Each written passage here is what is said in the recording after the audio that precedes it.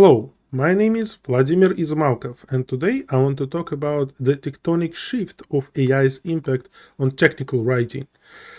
Well, really, you can see it for yourself. AI is everywhere. We basically live in the AI era now. A lot of companies sell AI as a product, even though they don't specify what it does, but still they're managing to somehow make a business out of it. For professionals, that's true too.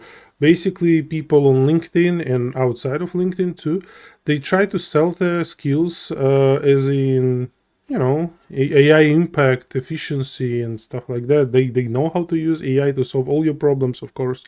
So a lot of marketing, clever and not happening over the AI topic, but still the AI itself can be used quite effectively with technical writing or for technical writing. And I already had some information about this, the use cases video, for example. Check it out.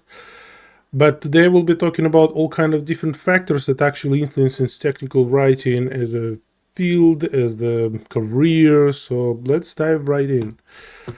Basically, I consider AI to be a new frontier.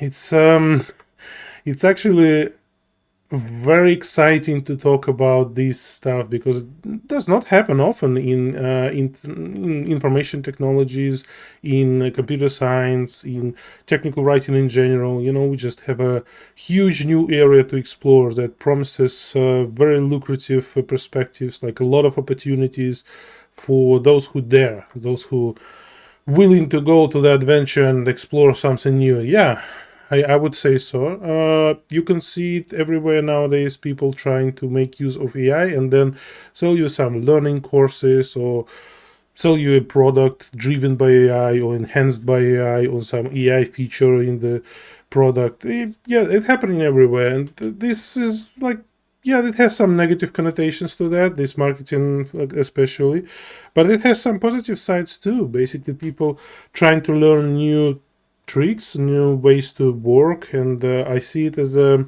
huge benefit to overall engagement with the career. Yes, unfortunately, this tectonic shift, it also drives a lot of unstable atmosphere, especially with the economics nowadays. But still, a lot of interesting challenges lie ahead, and if we able to solve them, we actually have a pretty decent chance to get in a good employment. So yeah, I'm encouraging everyone to at least try and find a way to use AI in their work. If you don't want to do that, that's fine. But again, you'll be missing out a little bit on this topic, which I guess will be popular for at least a couple more years, if not more. But let's talk about the next point, which is enabling other roles. What I mean by that is basically if you're a technical writer, you can find yourself, well, sometimes delving into like testing, software development, and other topics which may be adjacent to technical writing. They may be completely irrelevant to your product or directly connected. It doesn't matter. Basically, technical writing is such a great opportunity to learn more about all these adjacent fields, and I quite enjoy this aspect of technical writing. But with AI, you can do it in a much better, much larger scale, in a much better way, and much faster. And when I'm saying better, it's not always better for your own, self-development and learning new skills. You can do it faster. Let's put it like that. The results that you can deliver something that seems to be working.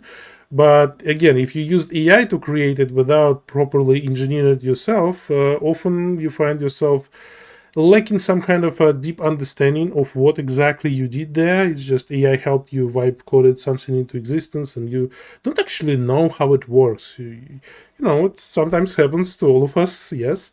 And that's actually a very dangerous area, which I would classify as technical debt. So if you're fine with this working solution and it helps you to move forward, totally fine. But sometimes it can hurt you down the way, basically later. If you find yourself missing this understanding, actually makes it much harder to improve this solution or to use it in practice and create some problems down the line. It happens all over the place. But that's not the only way you can use AI. Not only as a technical writer, you're using AI to actually assume other roles and do something with that.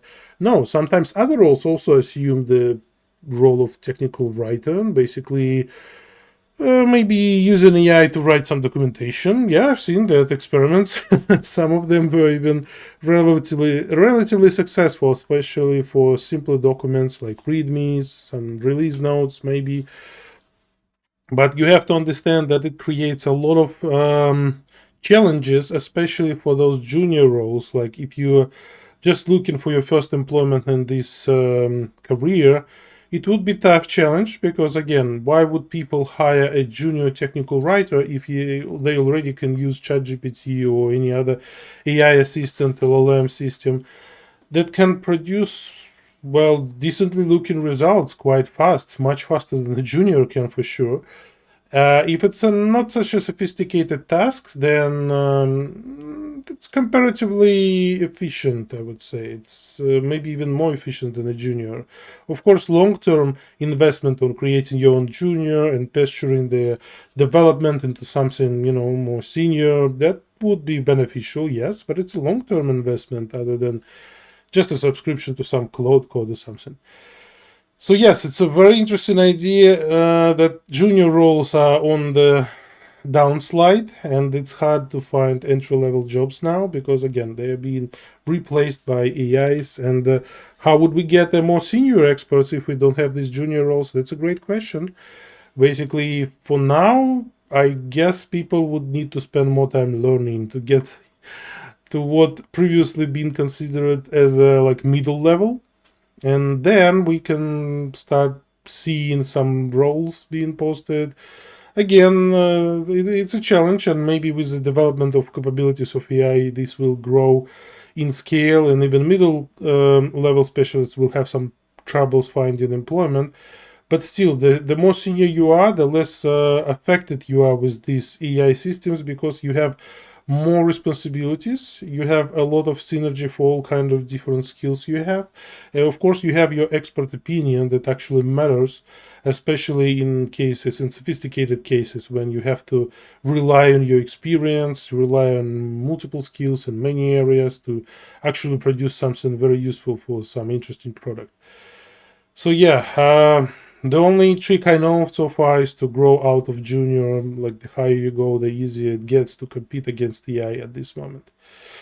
Well, what else do we have here? Like multiplier effect. That's actually very interesting when you can see like a single, maybe senior level specialist, like senior technical writer, can produce a lot of work now with some automation in Dox's code and with a lot of help of ELM systems. Now you can technically produce like multiple times more documentation. Sometimes without sacrificing too much of a quality even. I mean, it's hard to do so. It's still a hard job to do that, to build these pipelines, to build quality assurance measures, basically build the whole process so you won't sacrifice your quality over quantity, but it is possible. Although I do find myself, if I try to use this multiplier too much, I'm becoming more of a technical reader rather than a technical writer, reviewing all the content that AI just generated. Of course, if you write a good prompt, you know what you're doing, you know what you're asking AI for, you can actually create quite interesting stuff quite reliably. It doesn't mean that you should not review it. You always review stuff. So yeah, you read it a lot, and of course you fix stuff and all that, but you write less, you read more. So yeah, that's why I mentioned technical reader stuff. What else is there? Well, the polished look curse. Basically, AI generates very interestingly looking texts, especially in documentation. So if some engineer, for example, uses AI to generate documentation for them for some feature or some product, they would get something that looks nice, that looks like it's actually the thing, right? So without a good insight into what's going on, this polished look actually can be very deceptive. They can actually mistake it for something that actually makes sense without paying too much attention. That's terrible, I know, but that's how it works. The more polish you have, the easier it gets to miss some kind of error during the review. That's why I want to point and highlight a special item there, like a professional review. I do believe that with such a problem of AI hallucinating, creating very convincing lights with these polished looks and other aspects of AI usage, for example, the AI system still don't have any responsibility of all that, right? They are not exactly reasoning, they're not responsible for these mistakes. All that creates an interesting atmosphere, like basically posturing some kind of idea that professional review should be valued more. It's actually in high demand to have a professional to take a look, to have a meaningful insight into what's going on, to have a meaningful review. So basically, attention of a professional becomes in a high demand, especially with more content being generated by AI. And I mean, it gets harder and harder to actually distill this content because it looks better and better. So yeah, I see this aspect as interesting development. So these reviews will be, I guess, more and more part of our work. Basically, the scale of reviews will grow. And one of the most important points here is learning. So your own learning can deteriorate if you use AI too much. Basically, if you ask AI to write you a page, write you a draft, write your layout, proofread and rewrite something for clarity, and use AI for all kinds of stuff instead of writing it yourself, you will miss out. You will miss out on this expertise. You will miss out on this experience on your own. So if you don't have it from the start, if you're just starting and you're using AI like that, you will probably never learn. You will learn how to use AI tools, of course, but you will never learn how to do it yourself, what actually involved in this process, how it feels like, what are the alternatives and why you discarded them. It's all part of the learning curve, and if you try to skip it with AI, I mean, you can achieve some fast wins, but it will cost you down the line, that's for sure. So I definitely recommend limiting your AI usage to some most important bits and pieces where you think it's justified, but as low as you can, basically, so you can do this manual work just to gain the experience. For senior professionals, it's a bit of less of a problem because when you understand how to do this, you just want AI to do it faster instead of you, so you will save up on effort and time. That's fine, especially if you put your attention to the review, and you during the review you will encounter lots of problems that AI couldn't figure out, so you would still rewrite everything on your own, just massage it into something much better. That's best case scenario. Basically, you still review it very attentively and you participated into the content on a deep level of understanding, basically stitching it together in a better way and rewriting and polishing it up. Yeah, I think that's good enough, but it's available to only people with some experience. And I hope everyone will strive to get there, this level, and use AI responsibly. Most of all, responsibly to their own learning, to their own self-development. What else is there? I do believe that AI testing for documentation is quite interesting. Well, first of all, of course, you can use AI to build you some technical tests, like whether your documentation builds, whether your documentation actually follows the style guide and grammatically correct, and lots of stuff that can be automated already. But one use case that I found quite interesting just recently is that asking AI to complete a tutorial. Basically, a tutorial already written as a end-to-end experience. If you believe in taxis and know what it is, basically a tutorial is an end-to-end experience. So asking AI to complete a tutorial, it's a valid way to test it. Of course, not all AIs, not all tutorials, sorry, are similar. AIs are not similar too. So there could be some special cases when AI will struggle, especially distributed systems, when you actually need to deploy clusters of stuff, working together, somehow figuring it out. It could be quite tricky for AI to do that, but I've tried exactly this use case and AI succeeded. It took it like 4 hours to complete Apache Spark tutorial, but it actually went through. A couple of times it was a bit of a, lost in the middle, not figuring out how to proceed or being blocked by some minor detail, not so important. So I had to steer it a little bit, but other than that, yeah, it succeeded quite good. It did produce some useful feedback down the line, because that's the prompt, basically, not just complete the tutorial, but also figure out what could be fixed and improved there, like figure out the problems.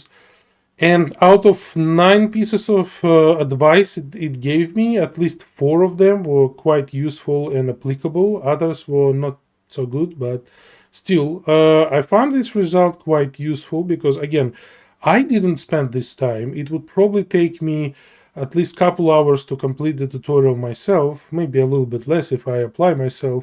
But again, since it's a distributed system, there will be a lot of just waiting for the cluster to spin up, for like system to stabilize and to synchronize and stuff like that. So I'll probably be doing, just double screening while I wait for one task to complete. I do some other documentation work on another screen. So yeah, it will, in this mode, it will probably require more like 2 or 3 hours for me to complete the tutorial itself. And I saved these 3 hours. Instead of doing that, I just asked AI to do that, and I was spending something, well, almost entire my attention to another task, just regularly checking whether Copilot needs some additional, basically, requesting some access, and allow me to do this command. So I need to click allow just to make sure that it doesn't delete something important, right? So yes, these guardrails, this sandboxing, at least in VS Code, works quite good, but you sometimes need to put manual effort into it. That's what I was doing, and I believe it was quite efficient at that, as in me spending very little attention, very little time on this testing, but yet accomplishing the test. The test was successful. There was some feedback that was useful, and I actually fixed a few things in our tutorial. So I quite enjoyed the experience. And lastly, we have a point of job market abuse, which is quite generic, as in it's not specific for technical writing, but technical writers are affected too. I do believe we have some kind of a very interesting situation going on when those people who post just job opportunities and job advertisement, they use AI a lot now to produce this, job description, but also for screening the applicants, even like their initial applications at the very least. So these automated tracking systems for candidates, for example, they do that a lot with your cover letters and resumes, whether you're a fitting candidate. So that alone started happening quite a long time ago, maybe a couple years ago, maybe more. And with that, people started using AI to actually produce better looking resumes and better fitting resumes for the job descriptions. Literally asking, okay, here's the job description. ChatGPT produce me like a perfect resume given these facts of my career, or produce me a best fitting cover letter, again, given some facts. Okay, but that created another problem, that now that these companies, they have an influx of candidates that all seemingly look in perfect fit, but they are not. So that's a problem.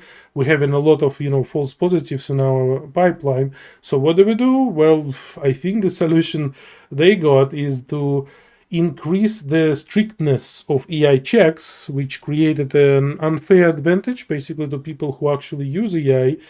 And that's terrible. Basically, people abusing AI to create perfect fit, they get better score from AI systems scoring it, right? So doing that manually actually puts you at a disadvantage, which completely ridiculous, to be honest. You see, so people abusing system from both sides created an interesting experience of actually creating worse system for everyone. Basically, people struggling to find employment, people struggling to find new candidates that are fitting for the job description. It doesn't work that way that well anymore, and that's all because people didn't want to put manual effort into it. They wanted to automate it. Now we have this abuse from both sides, and it creates a lot of problems. And the only solution I see to this is to put a lot of manual effort to screening your candidates, to actually talk to people, give proper tests, basically test tasks and stuff like that. Some people don't like test tasks, but in these times, I don't know how else you can grade candidates if the candidates can generate a lot of answers to your questions just with LLM AIs. Even if you do in-person interview or video call, they still can use AI for that. And I've been seen these videos when companies using AI personas to interview people on video. And yeah, basically it's getting worse somehow. Basically, they're finding new ways to abuse system, and I'm not sure where it's getting, but it feels like it's only getting worse. What you can do about it? Well, at least try to build your own personal brand about, you know how to use AI, but you're not abusing it. You specifically understanding the difference between, just creating some content with AI and creating quality of content with the usage of AI assisted tools. Yeah, I think that's the best way. You're showing your value, but you're showing also the restraint necessary to actually create quality content. And the quality of the content, who will judge? I don't know. These HR people, I'm not sure they will understand the difference. Let's hope that there will be some person, maybe another technical writer in the team, who will review your work and will spot the difference. But if you're very passionate about it and you can talk for hours about this stuff and explain why you did what you did and how you did that, people will notice. People will understand that you actually have some understanding of what you're doing. You have some view, some motivation, some idea, maybe a lot of ideas actually. So they will see that, and I hope that will help you get your employment. I hope these advices that I gave you help you a little bit, because this tectonic shift, yes, it's not a joke. It's ruining people's lives at the moment, with careers being stagnated or even ruined by some layoffs, and I totally understand that. But again, try to see the positive side too. It's a new frontier. You can explore. You can find yourself there. You can find something meaningful.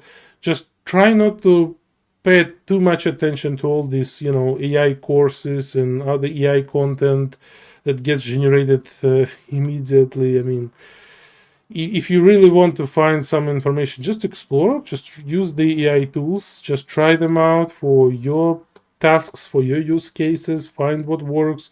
I think that's the best case. Just use your own practice to judge, basically. And if you don't like it by the end of the day, feel free not to use them. I mean, it's really hard to say whether by the end of the decade we will be all using AI or we will drop the idea. But I seriously doubt we will drop it. I seriously think we will use it from now on in some way as a tool, maybe even more than a tool, as a partner, maybe. Uh, yeah, good luck with that. And feel free to use additional resources, some videos I've made on AI use cases, technical writing career, and especially technical writer skill tree that can help you to understand how you can advance your career in these times. And pay attention to the guardrails and tips for AI assisted technical writing video. I think it helps a lot with your path to glory with AI there. Thank you very much and have a nice day.